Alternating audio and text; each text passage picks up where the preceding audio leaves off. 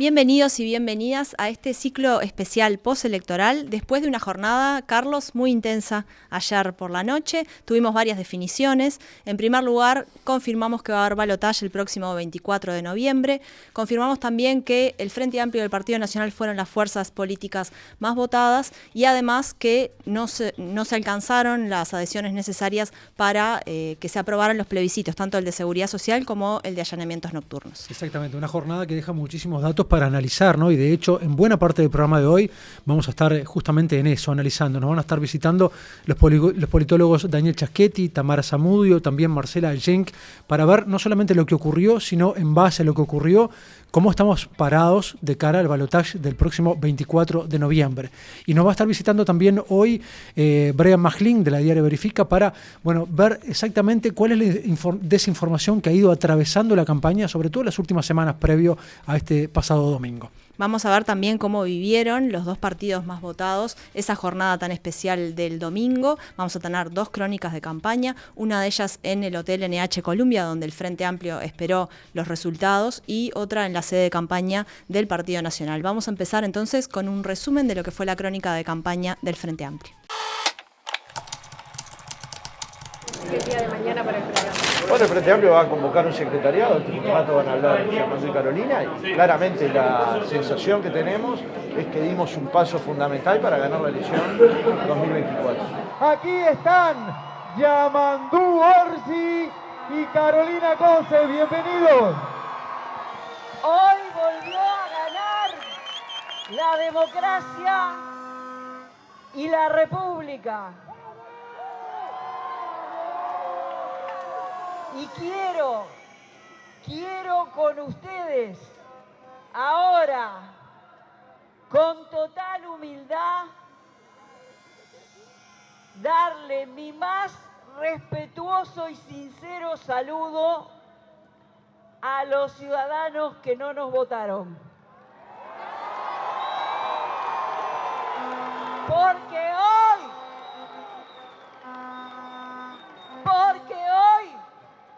las y los uruguayos volvimos a construir una jornada maravillosa.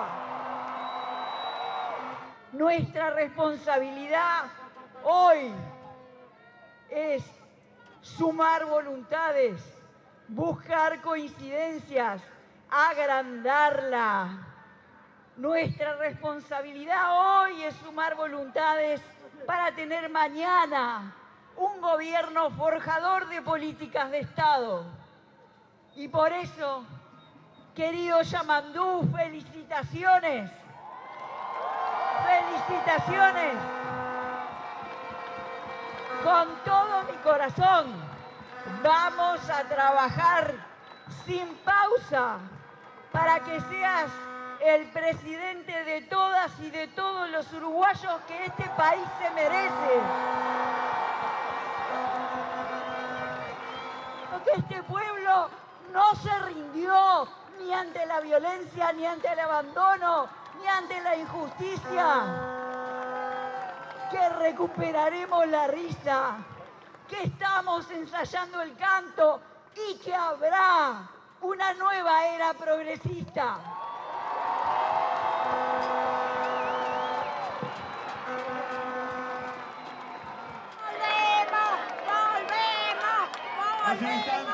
Nuestro Frente Amplio en este concierto de partidos es nuevamente el partido más votado del Uruguay.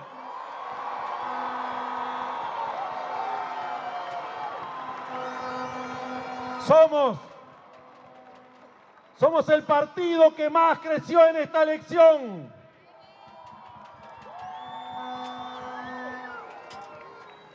Una campaña por momentos se hace larga y muchos quizás se cansen o nos cansemos de recorrer y andar.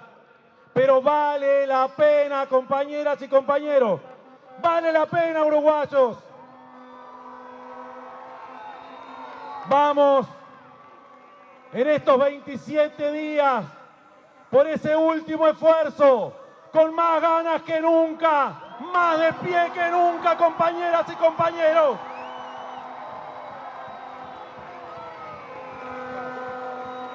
Y es también tiempo de cambio, tiempo de esperanza.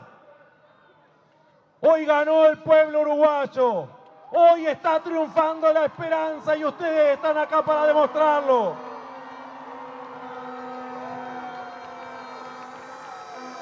Nos espera un tiempo en el que acercarnos es imperioso, donde la unión de los orientales es imprescindible. Sabremos cumplir, uruguayos, sabremos cumplir con trabajo, con justicia, con igualdad, con seguridad y con libertad. Así sea, falta poco, a redoblar y a generar ese país de unidad que tanto queremos. Porque somos muchas partes y un todo a la vez. Nos estamos viendo, falta poco, triunfaremos. Gracias.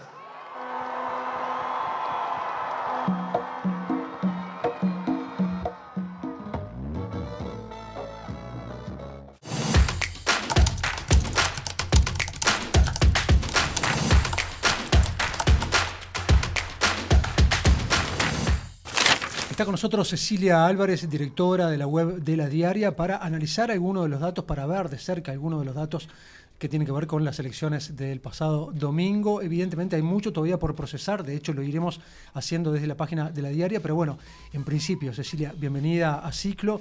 ¿Quiénes fueron los grandes ganadores de esta jornada electoral? Bueno, muchas gracias por la invitación. Creo que algo que dejó la elección de ayer es bastante incertidumbre, igual sobre lo que va a pasar y algunas conclusiones. Creo que se puede hablar de grandes perdedores. No sé si hay tan claros ganadores, aunque claramente el Frente Amplio tuvo una mucho mejor votación que en el 2019 y es el ganador de esta elección, con 43,9%, arañando el 44% de los votos. Tiene más de 100.000 votos que en 2019 y bueno, queda primero de cara a la segunda vuelta. En esa comparativa es bien claro el crecimiento. Sí, en relación a 2019 sí. También en relación al 2019 baja el Partido Nacional, que es el segundo más votado, y baja toda la intención de voto de la coalición de gobierno, de los partidos que integran la coalición de gobierno. El Partido Nacional bajó casi 2 puntos, unos 50.000 votos. El Partido Colorado sí subió mucho su votación. De alguna manera se acerca al 17% de votación que había logrado Bordaberry en el 2009. Y logra un 16% de votos. El gran perdedor claramente es Cabildo Abierto, ¿no? Que pasa de un 11% de votación en 2019 al 2,5% en este domingo. Son más de 200.000 votos que perdió Cabildo Abierto. Y bueno, el Partido Independiente mejoró su votación, cerca de 15.000 votos, de 20.000 votos casi. Pero bueno, igual en términos legislativos mantiene una sola banca en la Cámara de Diputados. Y hubo también una sorpresa que fue el ingreso de, bueno, no sé si sorpresa porque se preveía, se proyectaba según las encuestas, pero el ingreso, novedad, digamos, sí, el ingreso de Identidad Soberana a diputados. Gustavo Salle podría ser uno de los ganadores, si se quiere, en esta elección. Un partido que no tenía ningún tipo de representación, se escindió de otro partido y se presentó y logró 2 diputados. Ayer anoche parecía que podía pelear un senador, finalmente eso no se confirmó. No estaba del todo conforme, ¿no? él insistía con el Senado, ¿no? Pero fue él quería lograr el sayazo, decía. Claro. Pero no se llegó. Pero logró 2 diputados en la Cámara Baja y bueno, es una muy buena elección para hacer su primera elección. Y además sin presupuesto, además, ¿no? O sea, recuerdo las caravanas en la caja de una camioneta pick-up con muy pocos seguidores, ¿no? Poca estructura para entrega de listas, para poder estar en todos los circuitos y bueno, sin embargo... Y queda en una posición clave además porque se da la circunstancia de que los 2 bloques mayoritarios no van a tener mayoría en diputados y queda como de alguna manera en una posición clave, ¿no?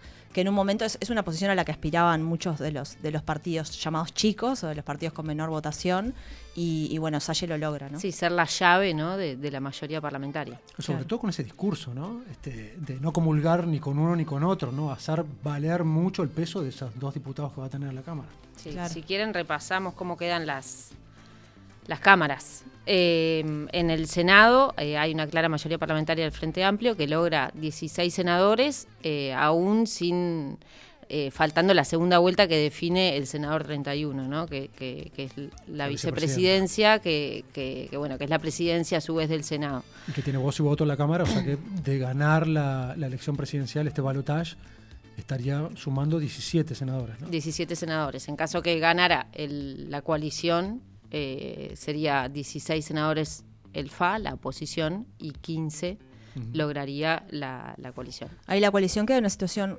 complicada en caso de ganar el balotaje, porque tiene en la Cámara de Senadores una mayoría del Frente Amplio que puede bloquear muchas cosas, por ejemplo las veñas, ¿no? Por ejemplo las veñas, exacto, que requieren mayoría especial, pero bueno, pasados determinados plazos se define por mayoría simple, entonces eventualmente el Frente Amplio podría determinar algunos cargos claves en un futuro gobierno.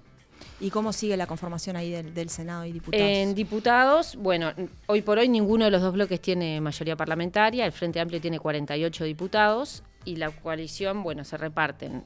Tiene 49 hoy por hoy, 29 el Partido Nacional, 17 el Partido Colorado, 2 Cabildo Abierto y un diputado del Partido Independiente, que bueno, comentábamos antes. Gerardo Sotelo, ¿no? El que Gerardo se va a investir como Sotelo, sí. diputado. La lista de Gerardo Sotelo fue la que tuvo más cantidad de votos. Y bueno, luego están los dos diputados de Identidad Soberana, que hoy por hoy no lo podemos sumar a ninguno de los dos bloques.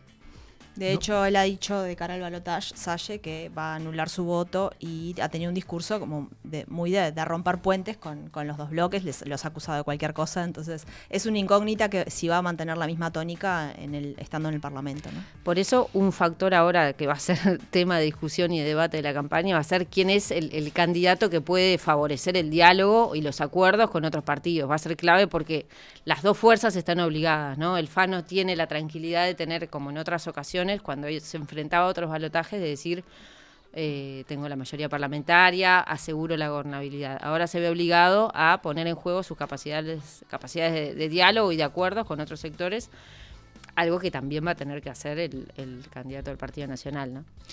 Será de análisis de los politólogos luego, pero claramente el discurso de la fórmula del Frente Amplio era más conciliadora, ¿no? Y el discurso de la coalición republicana era un poco más confrontativa, ¿no? Estableciendo, bueno, ese conglomerado para confrontar justamente al Frente Amplio. Sí, es algo incluso también que siempre destacaban del candidato del Frente Amplio, ¿no? De Yamandu Orsi, de bueno, su experiencia en la Intendencia, que había logrado acuerdos para votar fondos de recursos claves para obras, que para eso requerían mayorías especiales, y lo había logrado con votos del Partido Nacional, con votos del Partido Colorado, que había logrado acuerdos con alcaldías de los partidos de la coalición. Eso es algo que siempre lo destacaban. En este caso Álvaro Delgado siempre tenía un discurso muy confrontativo en relación a la oposición.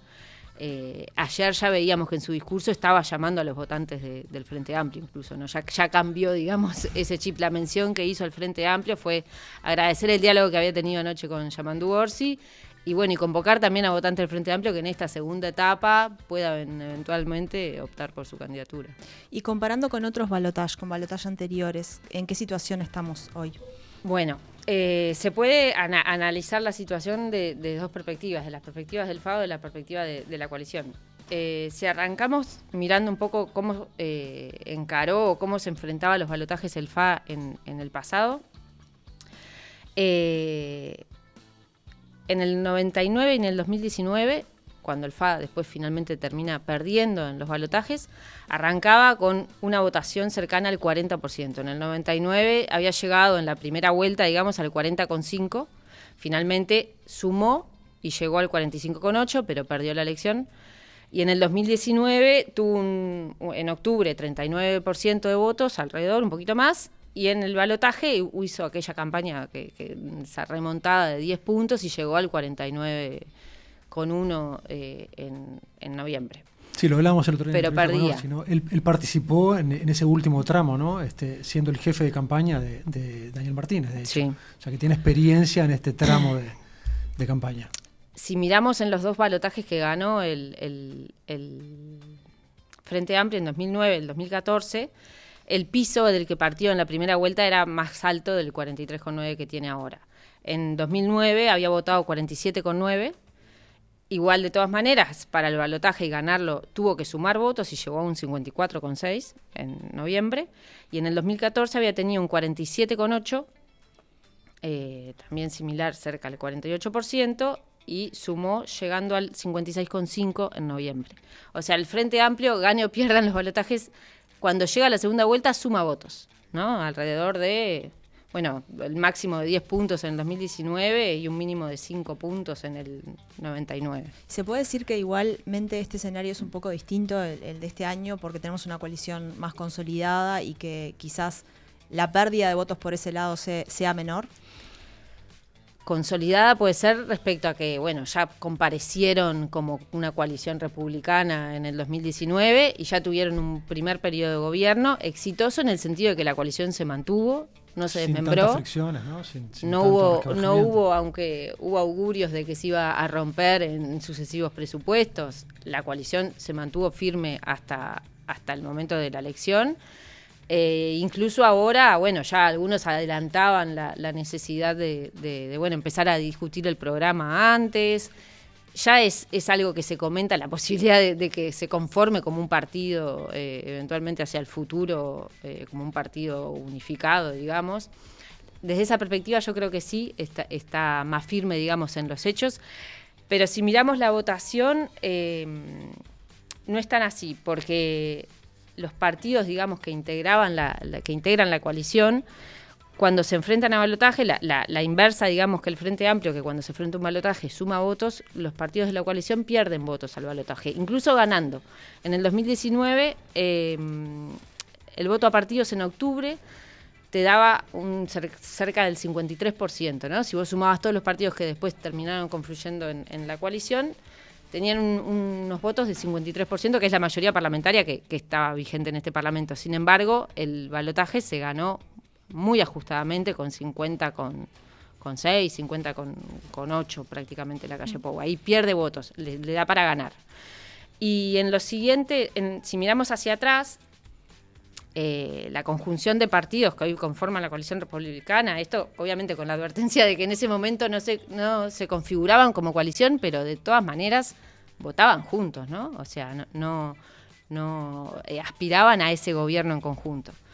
En el 2009 tuvieron 48,5% de votos. Y bueno, luego después no confirmaron, digamos, no sumaron para de cara al balotaje. En el 2014 tuvieron 47% de votos, tampoco lograron balotaje. En el 2019, este 53% que tuvieron y perdieron votos, igual llegaron al balotaje ajustadamente pasando el 50, arañando el 50. Y ahora en el 2024 nuevamente tienen un piso de 47% de votos.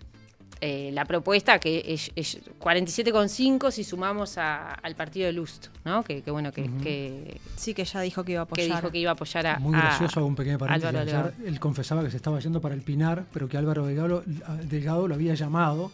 Él no iba a participar, pero que Álvaro lo llamó directamente para que subiera al estrado. Entonces había resuelto acompañar de esa manera, dando su adherencia, ¿no? Que había estado con Cabildo Abierto en el 2019, se cindió y bueno, tuvo cerca de 0,5% de votos en la elección de ayer.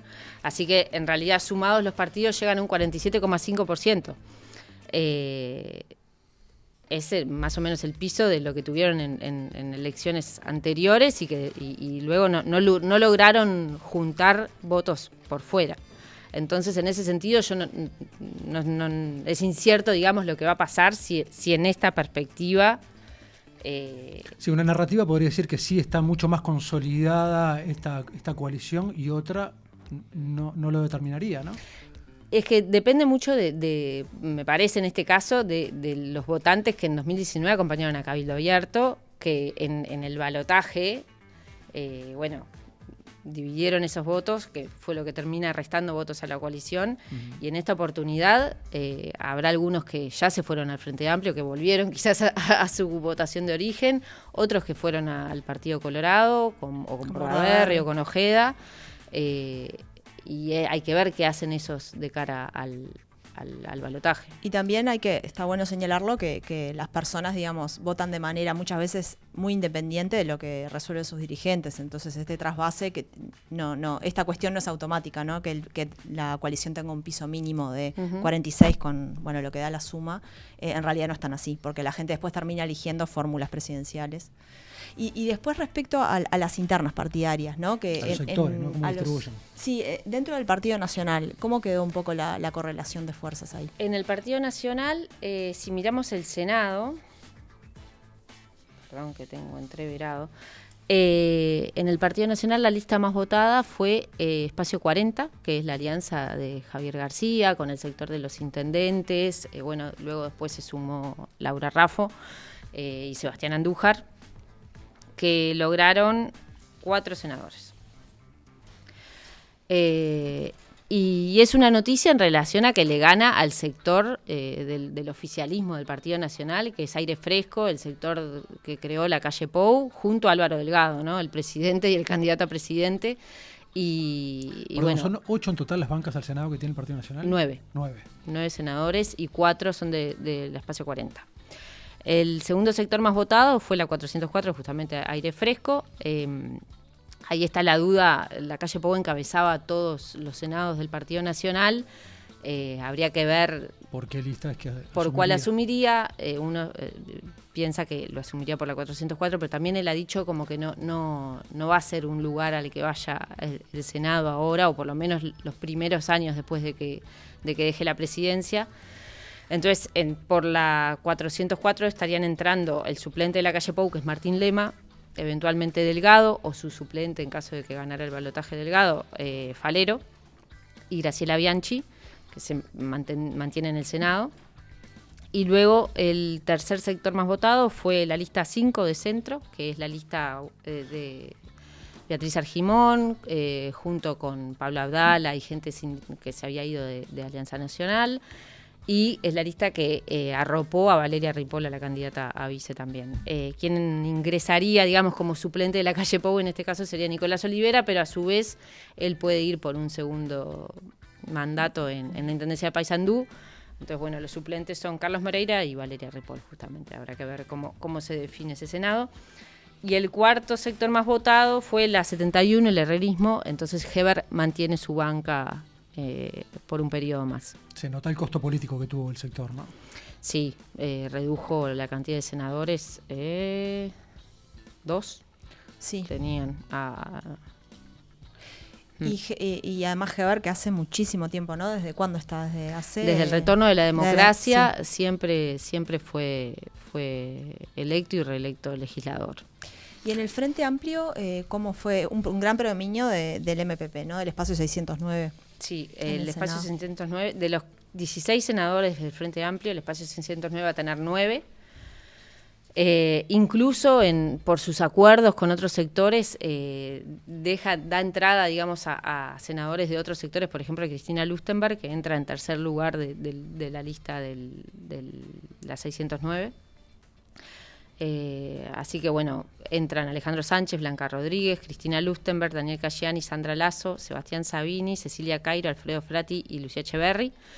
El segundo sublema fue el conformado por el PSU y Casagrande, que va a tener 2 senadores, Óscar Andrade y Constanza Moreira, y a Carolina Cose, que tiene un lugar la amplia, digamos, en el Senado. Eventualmente, si Carolina Cose gana la vicepresidencia, si el Frente Amplio gana el balotaje, queda en su lugar Silvia Nane, que es la que le sigue en la lista. Y también pudo entrar al Senado Mario Vergara, de Sereñistas, Edgardo Ortuño de La Vertiente, en acuerdo con el Abrazo. Socialismo es Libertad era el sublema del Partido Socialista con el PVP, que entra Gonzalo Sibila del PS. Y también entra al Senado por el sublema del espacio 609, Felipe Carballo, que es con la lista 711, que aplicó esta estrategia de colectora de votos que en el interior diferentes listas de diputados presentan el mismo Senado y acumulan todas para el Senado, y termina entrando Felipe Carballo al Senado. Sereñistas cayó mucho su representación. También, ¿no? De sí, 3-1. pierde Lilian Quechichián y Maguía, que eran senadores, no entran al Senado en esta vez. ¿Y qué pasa en la interna del Partido Colorado, ¿no? Donde parece como la gran figura y en la Andrés interna Ojeda, del Partido Colorado predomina todavía Bordaberry, ¿no? Es interesante cómo lo están usando, ¿no? Las distintas interpretaciones que le dan a un mismo resultado, porque en realidad si uno mira el Senado y la composición de los votos a sublema, el voto de Andrés Ojeda es el más votado, casi que digamos 60-40 en relación al sublema de Bordaberry. Pasa que Bordaberry lo que puede decir es que su lista, la lista 10, que era la única de ese sublema, es la más votada porque tuvo casi 150.000 votos él solo. En cambio, la lista 25 de Andrés Ojeda tuvo 104.000 votos. Entonces, en cuanto a listas, Bordaberry puede decir que fue más votado, pero en sublemas, y siempre contando con que después el sublema pueda articular, porque por el sublema de Ojeda entran al Senado Andrés Ojeda, Gustavo Subía y Robert Silva, que no significa que después, durante los 5 años del periodo legislativo, estén ocupando la banca, vayan a estar siempre en acuerdo, digamos, ¿no? Robert Silva eventualmente también puede hacer acuerdo con el sublema de Pedro Bordaberry, por el que entra Pedro Bordaberry y Tabaré Viera al Senado.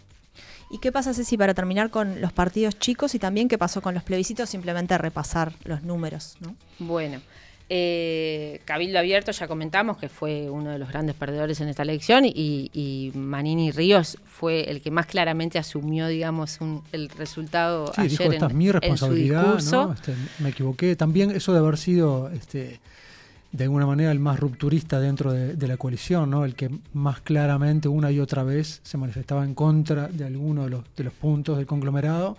Bueno, está pagando la penitencia, ¿no? Está pagando el costo político de eso. Yo creo que él mismo también lo decía, ¿no? Que él era la novedad en el 2019. También, y en esta oportunidad no era la novedad. La novedad se corrió quizás más para el Partido Colorado o para Salle y bueno, no pudo confirmar, digamos, la expectativa en todo caso que había generado.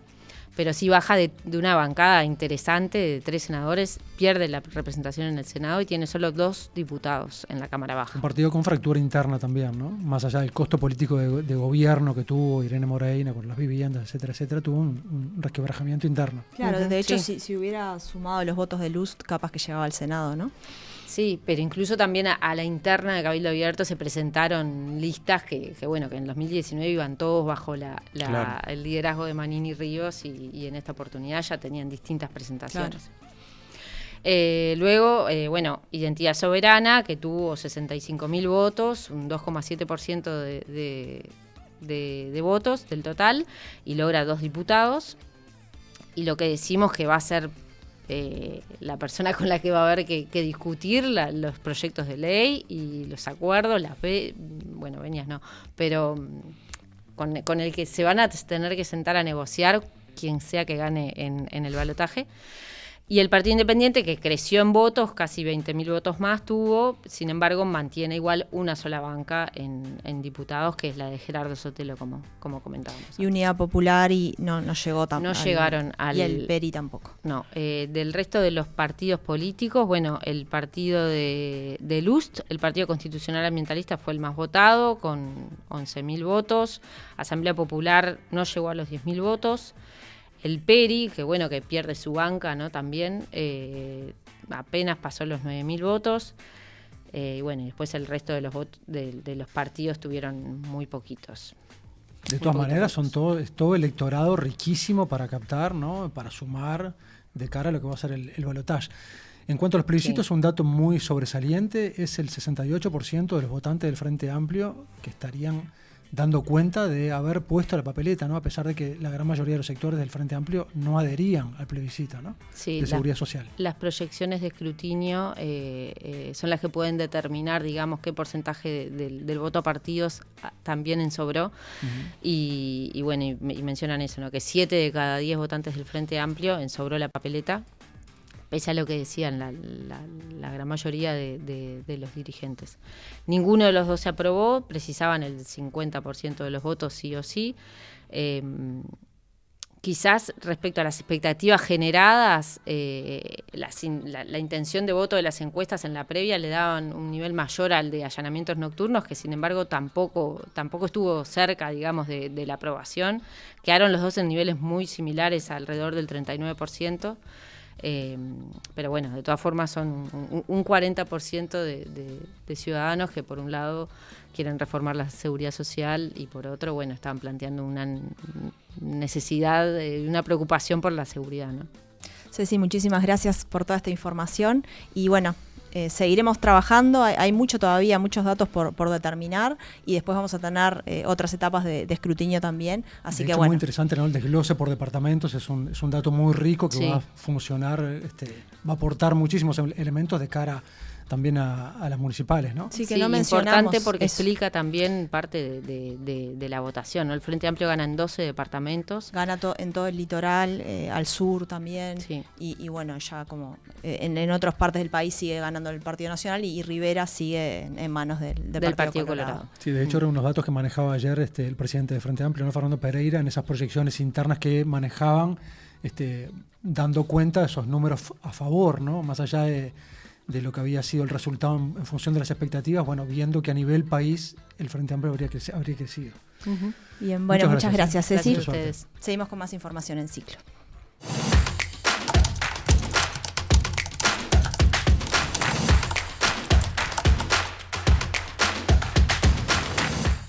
Y así como estuvimos en el Hotel NH Columbia con la fórmula Frente Amplista, también estuvimos en la sede de campaña de Álvaro Delgado, quien rápidamente invitó a sus socios de coalición a subir al escenario y puso el foco, Carlos, en el próximo balotaje. Exactamente, quiero subrayar, señalar, ¿no? El trabajo de nuestros compañeros y compañeros, ¿no? Porque así como vimos en el tratamiento, ¿no?, de todo lo que había sido la cobertura de ese conglomerado del Frente Amplio, bueno, gracias al trabajo de nuestra compañera Mara Quintero, también de Laura Sosa, que estuvieron hasta tarde siguiendo también la salida de la fórmula del Partido Nacional, y gracias a la edición prácticamente en tiempo récord de Joaquín Fernández, nuestro editor, es que podemos asistir a ver todas estas reacciones, ¿no? Así que ahora sí, si les parece, nos metemos de lleno en lo que era el búnker del Partido Nacional para esta crónica de campaña.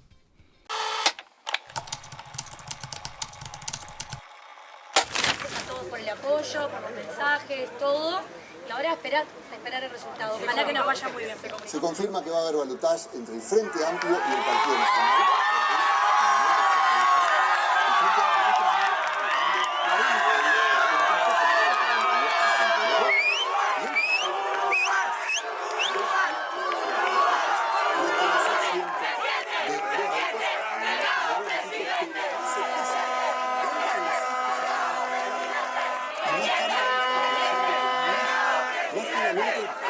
¡Fuerte el aplauso para recibir al próximo presidente de la República, Álvaro Delgado!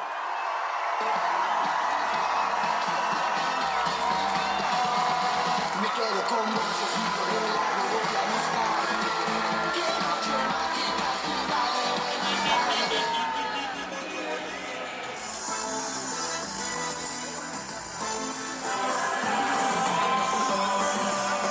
Empezamos una etapa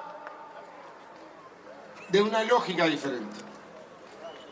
Miren, las urnas hablaron, el Uruguay se expresó en democracia y libertad. Y esta noche, el Uruguay dijo que la coalición es el proyecto político más votado de nuestro país.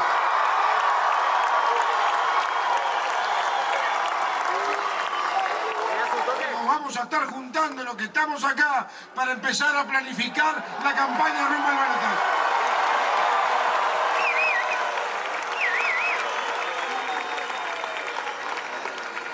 Ya tenemos una coalición en marcha, ya tenemos una etapa de madurez, vamos a subir otro escalón. Y mañana, mientras estemos reunidos nosotros planificando cómo, dónde y qué rol cada uno va a jugar en una campaña donde está en juego el futuro del Uruguay. A la misma hora se van a estar juntando los técnicos para hacer una segunda versión del compromiso por el país, para que sea nuestro programa, nuestra guía que le demos a la gente.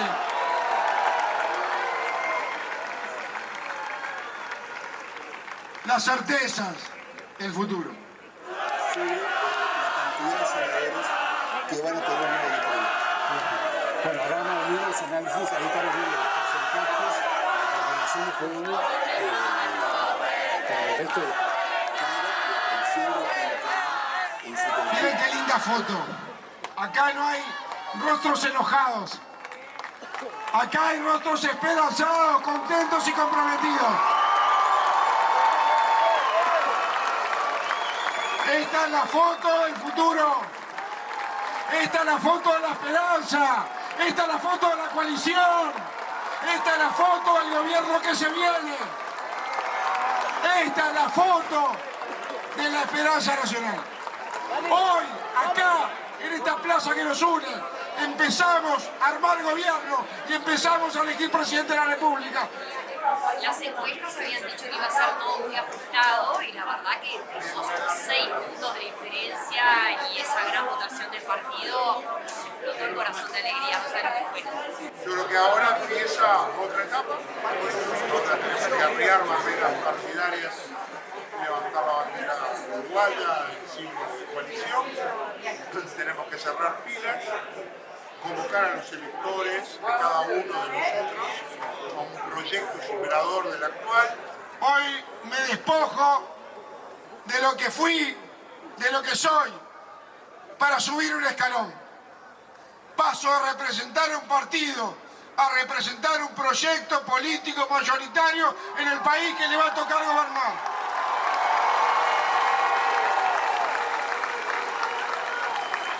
Yo les voy a agradecer a cada uno de ellos, a cada uno de los partidos que aquí están, el esfuerzo, el compromiso, la colaboración, las ganas, el entusiasmo y sobre todo la responsabilidad republicana que tenemos de que el Uruguay no retroceda. ¡No retroceda!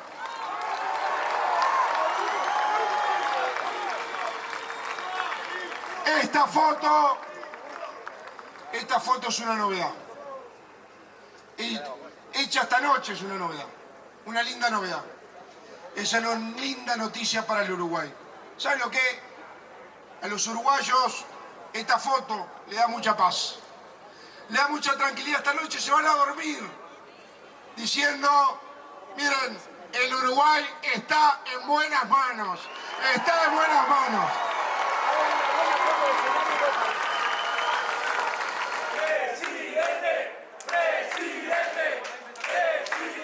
Hay orden de no aflojar. Hay orden de no aflojar. Vamos a poner el corazón, vamos a poner el entusiasmo, cada uno haciendo lo que tiene que hacer. Vamos a darle la buena nueva al Uruguay, que hay futuro y que lo construimos entre todos. ¡Viva el Uruguay! ¡Viva la coalición! ¡Viva el Uruguay! ¡Viva la coalición! Muchas gracias.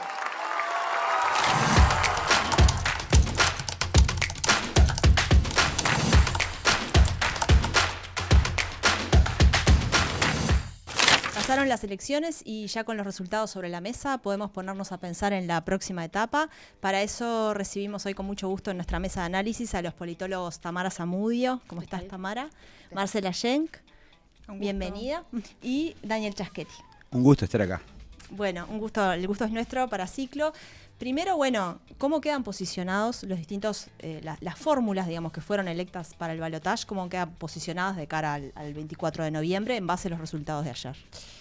Bien, yo creo que una cosa es pensar en los resultados en sí mismos, ¿no? Donde creo que ahí, si bien esta cuestión de los bloques cercanos entre el Frente Amplio por un lado y la coalición republicana, donde tenemos una idea, digamos, de lo que podría llegar a votar, porque en realidad esto que se dice, ¿verdad? Y que es cierto, bueno, hubo una votación hacia los partidos, de cara a noviembre vamos a tener una votación sobre las fórmulas y hay que ver de qué manera se traspasan o logran generar adhesiones efectivas, digamos, de los distintos partidos que integran la coalición hacia la fórmula de Delgado-Ripoll. Entonces, en ese marco creo que si miramos esos resultados, el Frente Amplio corre con una cierta ventaja, vota mejor que en 2019 y como sabemos, en los últimos balotajes balotaje, pero sobre todo el de 2019, bueno, fue un voto a voto, fueron 30.000 votos la distancia entre una fórmula y la otra, y bueno, en ese sentido yo creo que hay una ventaja del Frente Amplio en términos numéricos de cara hacia noviembre. Distinto es pensar lo que fueron las expectativas y lo que ocurrió en la noche del domingo en definitiva, donde, bueno, creo que había una expectativa un poco más alta del Frente Amplio, sobre todo de poder llegar a la mayoría parlamentaria en ambas cámaras, algo que no logra obtener, y bueno, también en relación a lo que fueron, bueno, las salidas de las distintas fórmulas, donde parecía un poco más preocupada la fórmula Frente Amplista que la fórmula de la coalición de gobierno, que tiene un acto donde muestra esta unidad y por lo menos marcan o señalan una apuesta o un apoyo muy importante al gobierno. Sí, yo creo que fue una instancia, coincido en lo que decía Tamara, creo que fue una instancia donde se comprobó, digamos, lo que veníamos viendo en las distintas fotos o en la pintura impresionista, diría Fernando Esponda, que generan las distintas encuestas, ¿no? En ese sentido, el escenario que vimos ayer era el escenario que veníamos viendo, ¿no? Un escenario de gran estabilidad durante todo el año, donde siempre tuvimos al Frente Amplio liderando, donde siempre tuvimos dentro de los partidos de la coalición, al Partido Nacional arriba, y lo que termina sucediendo, digamos, es la consolidación de esa foto, y además de una foto que ya veíamos también más cercanamente al día de la elección, que era la foto del balotaje, y la foto del balotaje con la fórmula que encabeza Orsi y la fórmula que encabeza Delgado, digamos, compitiendo de cara a noviembre. Eso es un escenario que se termina entonces de consolidar de cara a noviembre, que, como decíamos además, el escenario de noviembre y el de octubre, Tamara ya lo decía, es distinto. ¿Por qué?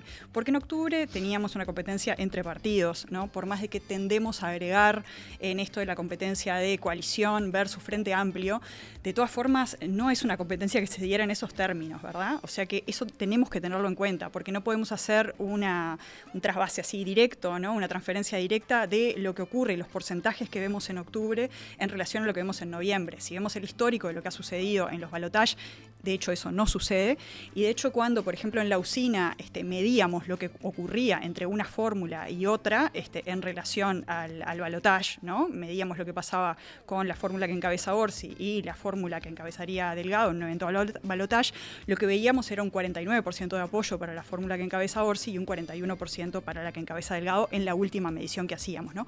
O sea que tenemos este elemento más histórico para considerar, pero también tenemos este elemento de la foto o la pintura impresionista que veíamos en relación a la última medición de la usina, que nos está dando algunos indicios en ese sentido. Y el otro elemento que ya veíamos en las distintas mediciones, que se termina de consolidar, es este elemento de la mayoría parlamentaria en el Senado, ¿no? En una de las cámaras ya veíamos viendo que el Frente Amplio, el escenario más posible es que tuviera esa mayoría parlamentaria, lo termina de consolidar. Después está el otro elemento que también introducía Tamara, que es el del factor más cualitativo de esta sensación de las militancias o de las dirigencias políticas y las expectativas que tenían, ¿no? Que algunas eran más explícitas, menos explícitas, de hecho, no solo a nivel del Frente Amplio, a nivel de los partidos de la coalición, el Partido Colorado, más que el Partido Colorado, la campaña de Ojeda, ¿no? Creo que fue muy personalista en ese sentido, había puesto también una vara mucho más alta que la que termina sucediendo en esta elección. Entonces, bueno, en ese sentido está el elemento, digamos, de los números fríos, entre comillas, y el número de y el tema de las expectativas en relación a esos números, ¿no? Y bueno, y en ese sentido también, bueno, puede haber o llegar a haber alguna diferencia en cómo se interpretan estos resultados desde un punto de vista más subjetivo, ¿no? Daniel, antes de escuchar tu análisis, también me gustaría que nos aclararas a todos, ya que estás especializado también en estudios parlamentarios, ¿cuáles son las diferencias de competencias entre la Cámara de Senadores y la Cámara de Diputados? Porque hay algunas diferencias, ¿no? Hay algunas competencias específicas de la Cámara de Senadores que en este escenario cobran relevancia, ¿no? Sí, son pocas, porque son bastante congruentes las cámaras, pero existen, ¿no? Yo creo que la principal es que en el Senado se designan a los directores de empresas públicas y de entes autónomos. Y bueno, si vos no tenés el Senado, es difícil, porque incluso la Constitución tiene como una válvula de escape. Te pide 3/5 de miembros, y si no llegás a los 3/5, podés esperar 60 días y insistir y votar con mayoría.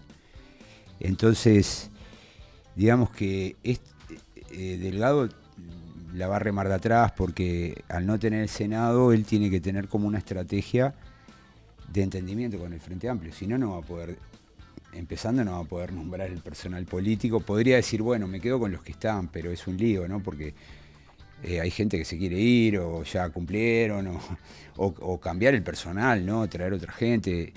Eso no se puede hacer. Entonces ahí va a tener que negociar con el Frente Amplio. Después que tenés una Cámara que te va a funcionar como un actor de veto, porque todos los proyectos de ley que pasen por ahí necesariamente tiene que tener la opinión del Frente Amplio, si no mueren en el Senado. ¿Y si hay conflicto entre Esto cámaras? le pasaba a la concertación en Chile, cuando viste el Senado lo tenía los partidos de derecha, ¿no? Renovación Nacional y la UDI, y la concertación, que era una coalición de centro-izquierda, aprobaba proyectos, por ejemplo, negociación colectiva, y llegaban al Senado y morían. Entonces, digamos que no tener una Cámara es un problema. Lo otro es que nuestro sistema político está pensado no para funcionar de manera dividida como funciona, por ejemplo, Estados Unidos. Porque para eso vos necesitas tener como, digamos, partidos muy laxos, donde vos puedas conseguir no hacer el pick-up uno por uno, que en Uruguay no podés, porque los partidos votan disciplinadamente, son muy cohesionados, tenés que negociar con los partidos.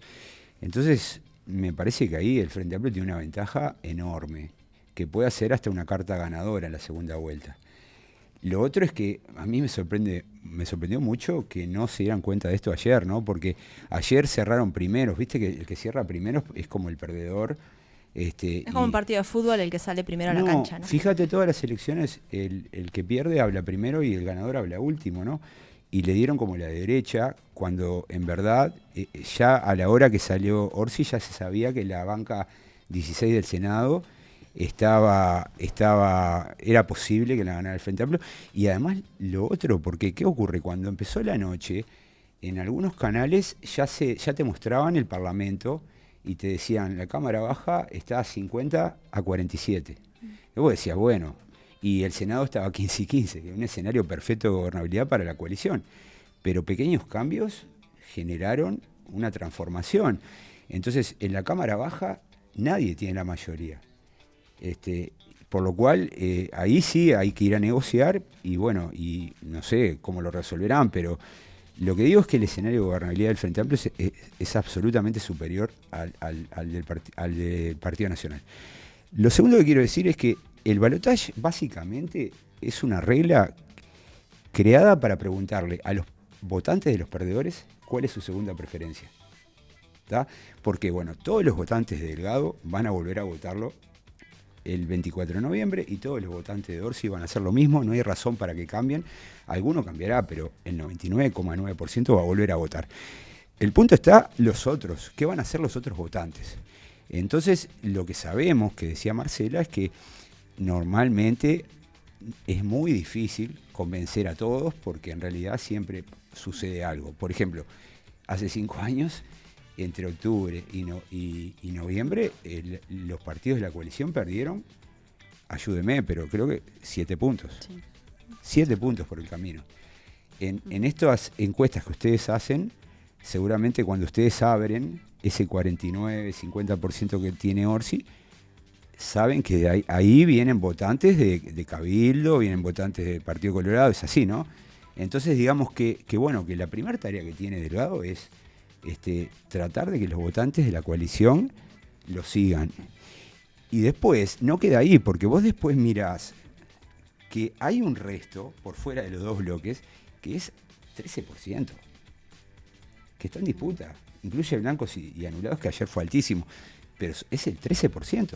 Entonces digo, esto no es nada mecánico.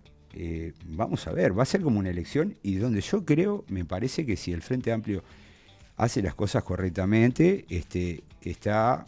tiene cierta ventaja sobre Delgado, que vuelvo a repetir, no puede ofrecer gobernabilidad.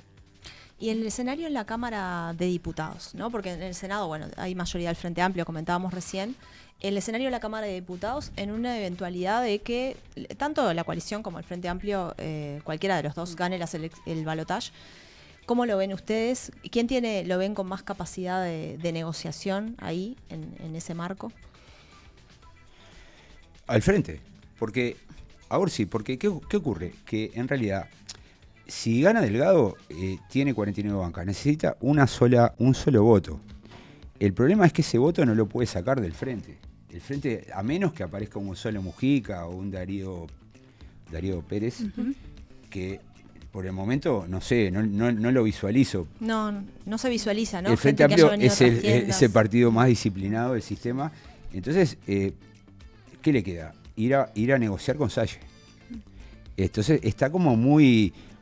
La oferta que tiene Delgado es muy limitada. El Frente Amplio, en cambio, sabe que la coalición no es lo mismo en el gobierno que en la oposición. La coalición en el gobierno se unifica. ¿Por qué? Porque están unidos, tienen cargos, están en los ministerios, pero si no tienen el gobierno, bueno, es distinto, es diferente, ¿no? Y siempre hay diputados, ¿no?, que están interesados en forjar su propia agenda departamental. El Poder Ejecutivo tiene mucho dinero. Entonces, perfectamente el Frente Amplio podría ir, yo qué sé, por diputados del Partido Independiente, el diputado del Partido Independiente, por Cabildo, acordado con por Cabildo, diputados del Partido Nacional, del Partido Colorado. Acordate cuando se quedó sin mayoría, creo que fue en el 2017, que se fue Gonzalo Mujica, que estuvo un año sin mayoría. Fernando Amado fue a verlo a Tabaré Vázquez, siempre va a haber alguien de la oposición. Y votó la rendición de cuentas. Exacto, siempre va a haber alguien de la oposición que diga, alguien tiene que ayudar. Y eso va a surgir naturalmente. Entonces, digamos que yo veo que también en la Cámara Baja el escenario es mejor para Orsi que para Delgado, porque Delgado tiene que luchar, vuelvo a repetir, con 2 partidos. En cambio, Orsi tiene mucho más partidos disponibles, porque la coalición, vuelvo a repetir, una cosa es en el gobierno y otra cosa va a ser en la oposición. Es curioso porque uno de los puntos que tocó Delgado en su discurso fue gobernabilidad, ¿no? Lo dijo varias veces, la garantía. También Ojeda te decía que estaba a un punto del Partido Nacional, nos martilló la cabeza durante una semana, hasta en la veda, y había 11 puntos de diferencia entre el Partido Nacional y el Partido Colorado. O sea, los actores políticos pueden decir lo que se les antoje porque están tratando de instalar un clima y un relato que maneje todo, pero por eso yo creo que ahí también parte un poco de la base de la inteligencia que tenga el comando de Orsi y la campaña de Orsi para utilizar estas ventajas, porque podría darse el caso que que apuesten en una campaña personalista, porque las encuestas muestran también que tienen menos resistencia, entonces capaz que no está centrada más bien en la persona. Es un riesgo, puede pasar eso, y capaz que se pierden el uso de estas cuestiones que son típicamente políticas, ¿no? Y que hay que explicárselas a la gente y que la gente las entiende. Entonces, vamos a ver cómo funciona esto, ¿no? Pero me parece que ahí hay un margen para tomar decisiones y ser muy eficiente. Lo mismo Delgado, porque Delgado, por ejemplo, va a tener que resolver de algún modo este problema de la gobernabilidad. Yo me acuerdo de Luis Valle en el 47, tenía 47 bancas y era un lío, y además Herrera estaba de punta, y se fue a hablar con Herrera y hicieron la concertación patriótica. Ahí dividieron las cajas, crearon AMDET, y le repartió cargos y Herrera le votó todo después. Entonces yo creo como que Delgado va a tener que, si quiere efectivamente ganar y tener una respuesta a este problema de gobernabilidad, va a tener que ofrecerle algo al Frente Amplio. No te digo el cogobierno, pero tal vez un acuerdo marco, porque si no, no puede gobernar. Y después, en los minutos que nos quedan, ¿cómo vieron los resultados de los plebiscitos? Era previsible en algunos casos por lo que proyectaban las encuestas, pero bueno, ¿cómo lo vieron y qué conclusiones sacan de estos resultados? Yo creo que hay dos realidades distintas, ¿no? Por un lado, el plebiscito de la seguridad social, que, bueno, tenía una perspectiva de mucha mayor dificultad. Para los dos plebiscitos era muy difícil que salieran, pero en particular el de seguridad social nunca había marcado un porcentaje de apoyo cercano al 50%, y a veces es necesario tener un poco más por las dificultades que sabemos tienen estos mecanismos de ser aprobados. Entonces, y además no tenía apoyo de los candidatos, y bueno, eran algunos sectores del Frente Amplio que estaban ensobrando. Creo que eso genera o muestra, digamos, una adhesión muy importante de gran parte de los Frente Amplistas al resultado que obtiene, que es cerca de un 40%, y eso va a marcar un poco la agenda en el caso en el que el Frente Amplio resulte triunfador, ¿no? Decir que gran parte de su electorado le está manifestando que están desconformes con esta reforma y que además estas ideas, o por lo menos estas propuestas, son de su adhesión o de su apoyo. Por otro lado, creo que el de allanamientos nocturnos sí sufre una derrota bastante importante, porque esto mismo, si bien creo que era difícil que lograra un triunfo, bueno, obtiene casi 10 puntos menos que el apoyo de la coalición, y era una propuesta que tenía el apoyo expreso de los propios candidatos y también una obligación, o se quiere, una adhesión a ensobrar por parte de todos los sectores en todo el país. Bueno, parecería que eso no ocurrió, pero también parecería que hay parte del electorado de la coalición que decidió o sacar la boleta o no colocarla en ese momento, y en definitiva teniendo un apoyo bastante menor al esperado. Creo que ahí igual hay un punto y un factor que también es determinante, y es la militancia, ¿no? Y la coordinación, la realización de una campaña coordinada y militada, algo que ocurrió en Seguridad Social y que en allanamientos nocturnos se habló de generar una coordinación, pero efectivamente no existió, y creo que eso jugó en contra. Sí, yo creo que sigue siguiendo lo que dice Tamara, ¿no? A nivel, digamos, de las encuestas, ya estábamos viendo, ¿no?, que los escenarios más probables eran de no aprobación de cualquiera de los dos plebiscitos. De todas formas, creo que se esperaba un porcentaje un poco mayor en el de allanamientos, ¿no? Sí. Que el que se obtuvo finalmente, ¿no? Pero bueno, ahí hay varios factores a tener en cuenta. Bueno, uno tiene que ver con esto, ¿no?, con el alineamiento de los partidos. Bueno, claramente el de allanamientos parte desde el propio sistema político y bueno, desde los partidos de la coalición en sí, ¿no? Es algo que parte desde allí, y que si bien tuvo una adherencia mucho mayor en votantes de la coalición, tampoco es que el 100% de votantes de la coalición acompañaron esta medida, ¿no? Lo mismo ocurre si miramos el plebiscito de Seguridad Social, donde tenemos algunos sectores del Frente Amplio que apoyan, pero tenemos la fórmula que está en contra. Bueno, tenemos claramente a los partidos de la coalición que están en contra. Bueno, campaña del propio presidente de la República en ese sentido. Pero bueno, sí tenemos algunos sectores que apoyaron dentro del Frente Amplio, y tenemos una parte muy importante del movimiento social, encabezado por el PIT-CNT, acompañando la propuesta. Y en ese sentido, cuando veíamos algunos de los distintos componentes que tenía el plebiscito, veíamos que había diferencias en la adhesión que había a cada una, digamos, de estas medidas. Lo que pasa es que la papeleta agrupaba a todas las medidas, ¿no? Y cuando se veía esa opinión con respecto a todas las medidas en sí, ahí es que se registraba entonces un porcentaje que no alcanzaba, digamos, el que se necesitaba para esa aprobación.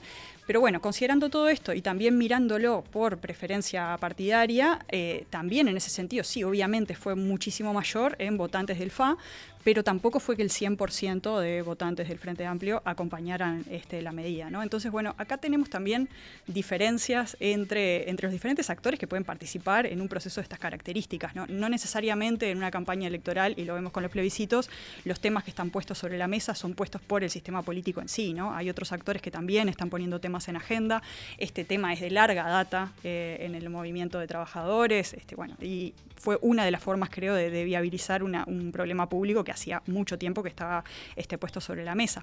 Claro, coincide con la campaña electoral y coincide también con la alineación de los partidos, y genera, de cierta forma, una fractura dentro del propio partido del Frente Amplio, ¿no? En ese sentido, en cuanto a los apoyos, y fue una fractura que no fue fácil, creo, de procesar durante la campaña electoral, y que va a haber que ver qué es lo que sucede de aquí a posteriori, ¿no? Pero fue, sí, sin duda, un tema fuerte que se puso sobre la mesa y que marca también no solo lo que queda de campaña electoral, sino también lo que queda de gobierno, como lo decía. El próximo gobierno va también a estar marcado por esto, y bueno, y ahí va a haber que ver qué es lo que sucede, ¿no? En torno a la ley que tenemos hoy vigente y en torno al problema que se está manifestando con fuerza desde una parte muy importante de los actores sociales, ¿no? Marcela, Tamara y Daniel, muchísimas gracias por esta participación, y bueno, nos reencontramos pronto. Seguro.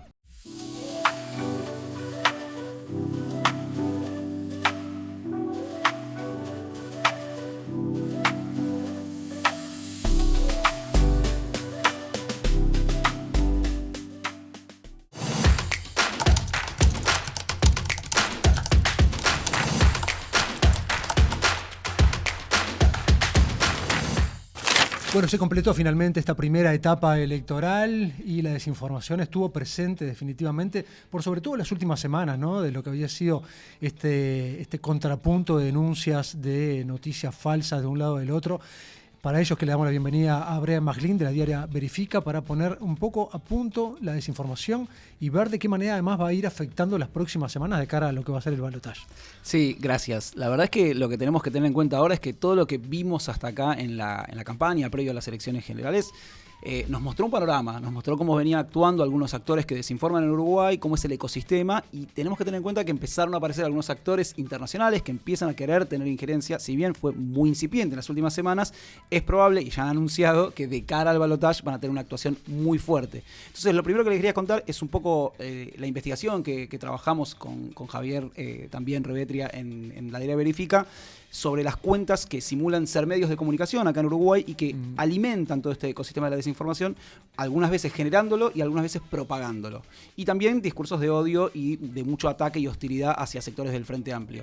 Estas cuentas que nosotros detectamos, que obviamente no son necesariamente muy virales en términos de seguidores, quizás tienen 7.000, 8.000, 10.000 seguidores, no es que son cuentas que vos decís, bueno, tienen una injerencia porque tienen cientos de miles de seguidores, pero logran una viralización, un efecto muy profundo a partir de la legitimación que le da a algunos actores institucionales. Y ahí es donde empieza a entrar en riesgo, digamos, según lo que los académicos han estudiado, cuando las élites políticas legitiman a actores que desinforman y que generan desinformación, lo que hacen es que la población, que quizás en principio no cree o sí cree en esa desinformación, pero más allá de eso, empieza a darle más entidad a estos actores que previamente no la tenían. Con lo cual el riesgo pasa por ahí. Nosotros detectamos que algunos actores, senadores, legisladores de la coalición multicolor, tienen una vinculación con estas cuentas en particular, y entonces alertamos sobre eso en esta investigación.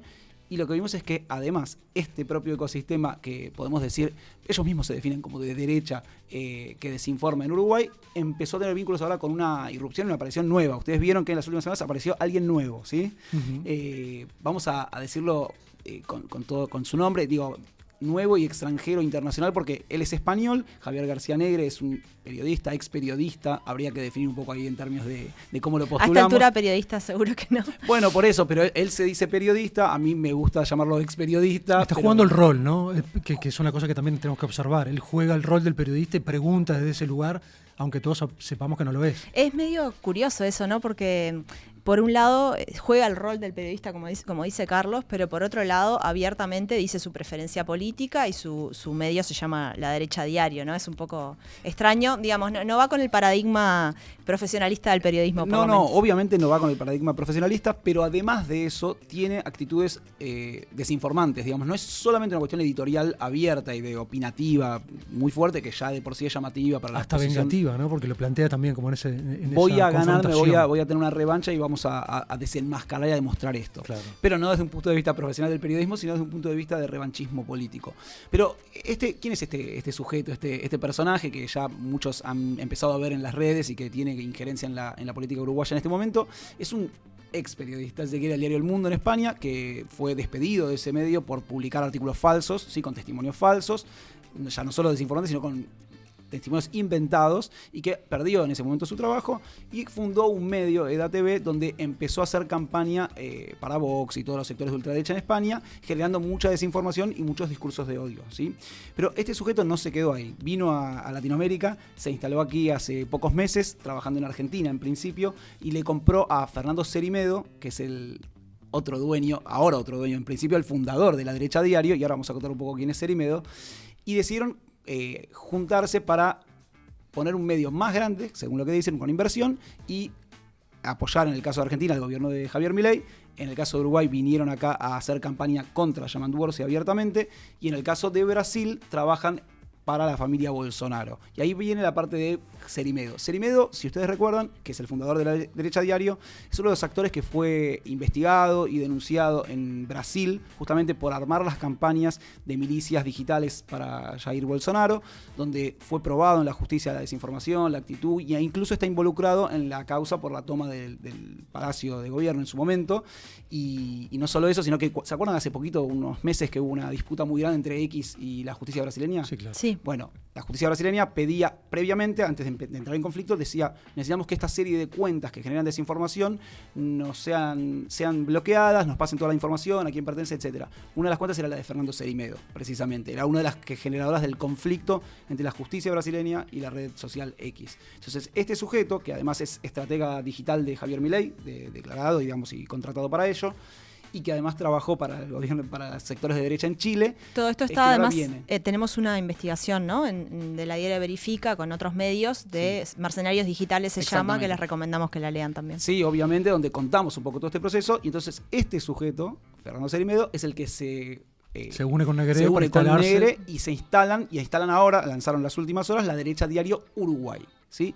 Y lo interesante de esto son 3 mecanismos que ha utilizado Negre, que es lo que él dice que va a potenciar de cara al balotaje, y que nos muestra un poco cómo van a operar. Por un lado, primero aborda García Negre aborda a Yamandu Orsi en un acto en Pando, ¿sí? Lo increpa de modo supuestamente periodístico y dice, usted quiere importar bueno, en realidad dice quiere exportar, pero quiso decir que quería importar el kirchnerismo hacia Uruguay, y otra serie de preguntas no muy periodísticas, pero sí muy agresivas. Orsi reaccionó, vamos a decirlo, bastante bien, bastante medido, pero lo primero que pasó es que cuando algunos periodistas denunciaron que García Negre había realizado esto, él salió a victimizarse y a decir que lo querían censurar, que esto es lo que quiere hacer el comunismo y la ultraizquierda radical en Uruguay, y es lo que viene ocurriendo como forma de actuación. Lo segundo que hizo fue presentar supuestamente una serie de miles de bots que Yamandu Orsi usaba para la campaña, y subió un Excel incluso para que pudieran descargarlo y ver cómo era.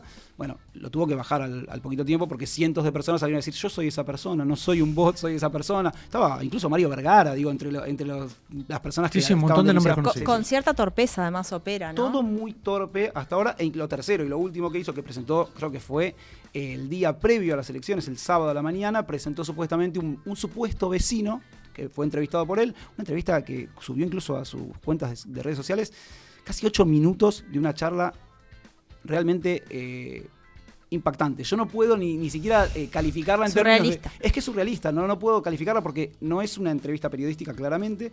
La persona... Yo no soy ni psicólogo, ni psicoanalista, ni psiquiatra, ni nadie, y no voy a hacer un juicio de salud mental desde acá, pero se nota que es una persona que está como enojada con un montón de factores y que supuestamente, militante de Juan Sartori, empieza a decir que hay muchas maniobras sucias en la Intendencia de Canelones. Habla del pasado, cuando él estuvo trabajando en la Intendencia de Canelones en gobiernos blancos, o sea, no termina de decirlo todo, incluso le pregunta, ¿quién es Yamandu? ¿Quién es Yamandu?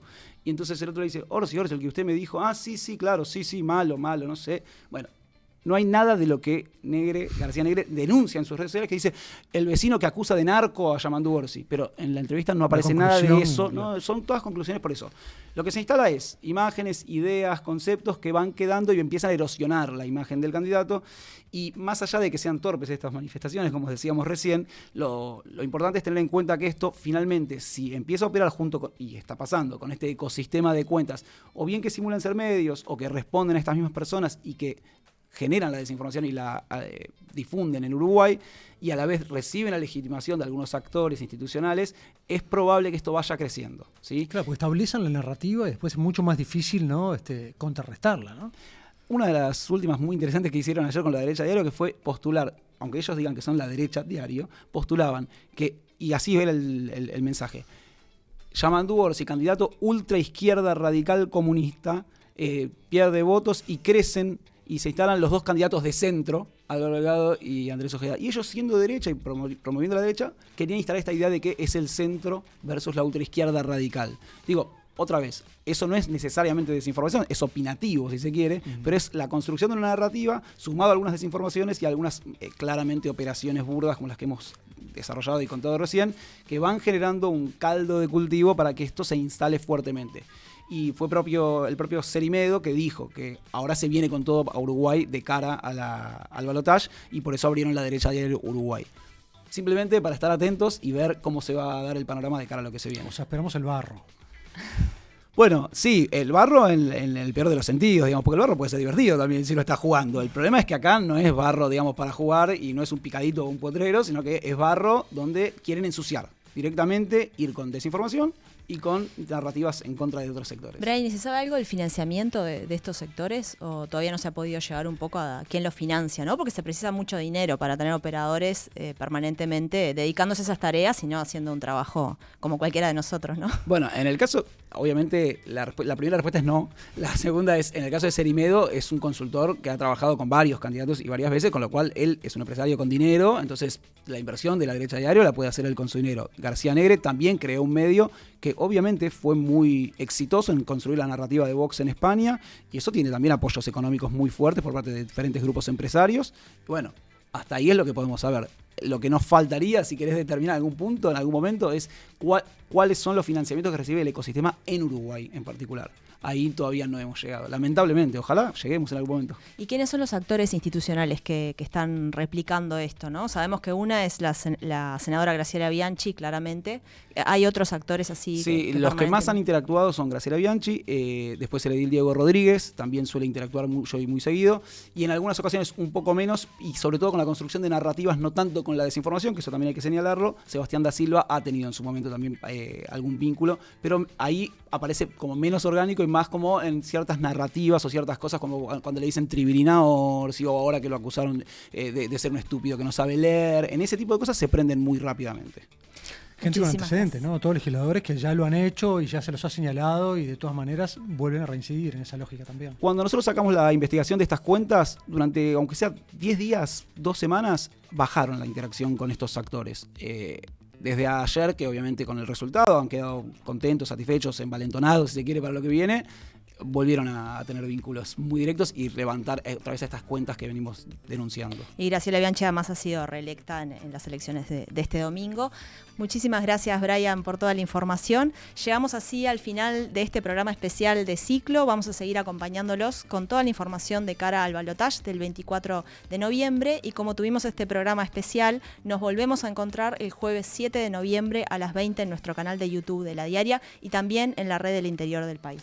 Y como les decimos siempre, si les interesó este contenido, déjennos un me gusta y también, enciendan por allí las alarmas para recibir este tipo de contenido cada vez que publicamos. Como también les decimos siempre, esto es gracias al aporte de nuestras suscriptoras y suscriptores, así que si aún no lo son, les invitamos a pasar por la página web de La Diaria para ver los distintos planes y poder contribuir al desarrollo de programas como Ciclo. Nos reencontramos entonces el próximo jueves 7 de noviembre. Nos vemos, Carlos. Que anden bien.